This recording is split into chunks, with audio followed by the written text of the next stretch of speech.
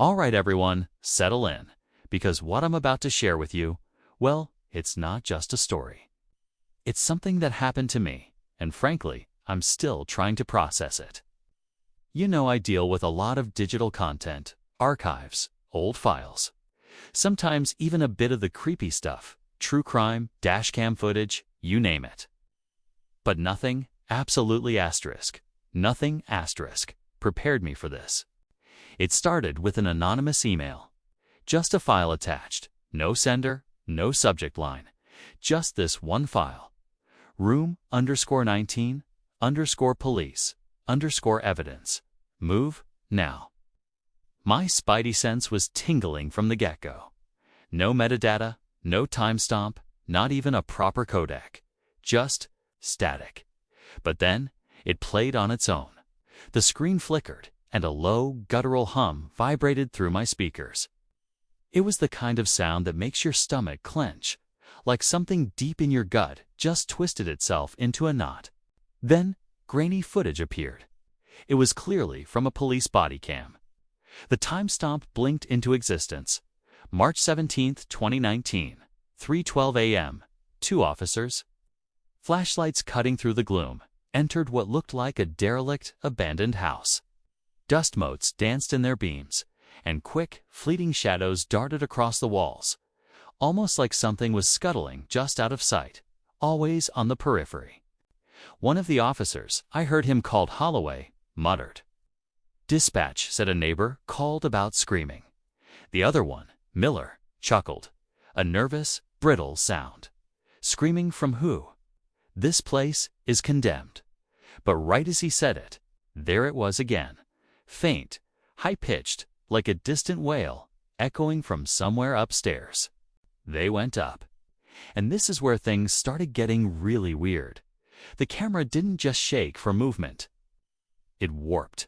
The signal itself seemed to distort, like reality was fraying around the edges. Everything just went black. When it came back, they weren't in the dusty hallway anymore. They were in a different one. It was impossibly long, stretching into an endless abyss, lined with doors that absolutely weren't there before.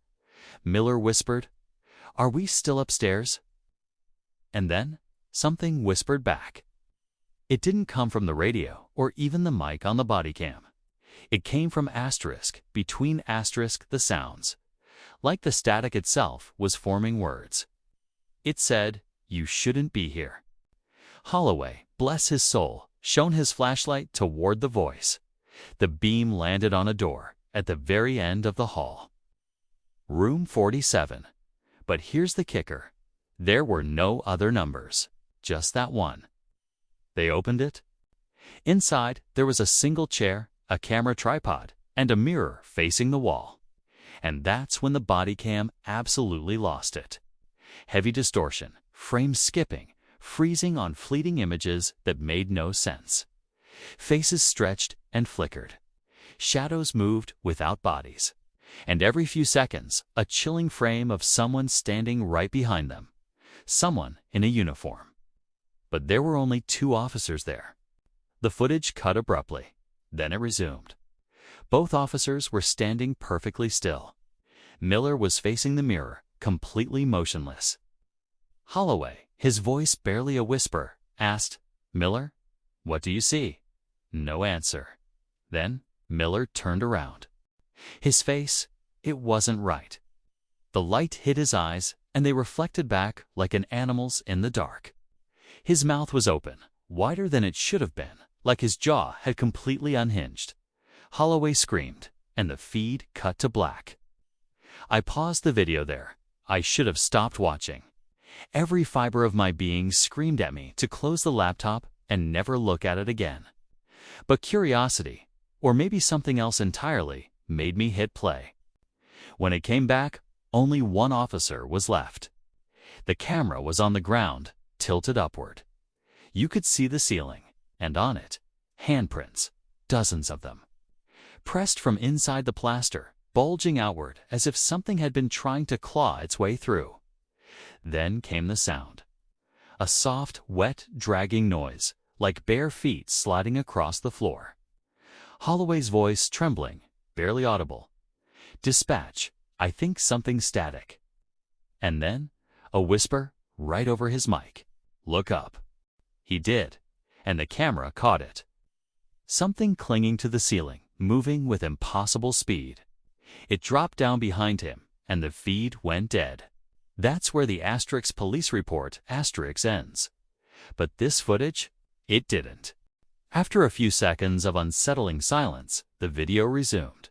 Except now, it was showing Asterisk, my Asterisk room, my setup, my desk, my own reflection on the monitor. Except I wasn't recording. I yanked the plug from the wall, shut off my computer, and sat there in the dark, my heart absolutely pounding in my chest. I thought it was just some embedded code, a glitch, a mirrored feed, something technical, until my phone buzzed. A text from an unknown number. It read, "You shouldn't have watched it." I didn't sleep that night. The next morning, the file was gone, completely replaced by a single folder named Holloway. Inside was another video. Security footage from a police evidence room. You could see a detective reviewing body cam files, the exact same footage I'd just watched. At 3:12 a.m., the lights in the evidence room flickered, and the detective froze, staring directly into the camera. His lips moved silently, and even though there was no sound on the security feed, I could read them clearly. "It's watching you now." The feed distorted, looping that one terrifying frame, his eyes wide. The fluorescent lights behind him flickering in a bizarre Morse code pattern. I later decoded the pattern, spelled out one word: stay. Since that night, strange things have started happening here. My monitor turns on by itself at exactly 3:12 a.m. sometimes. I hear footsteps in the hallway, not outside, but inside the walls.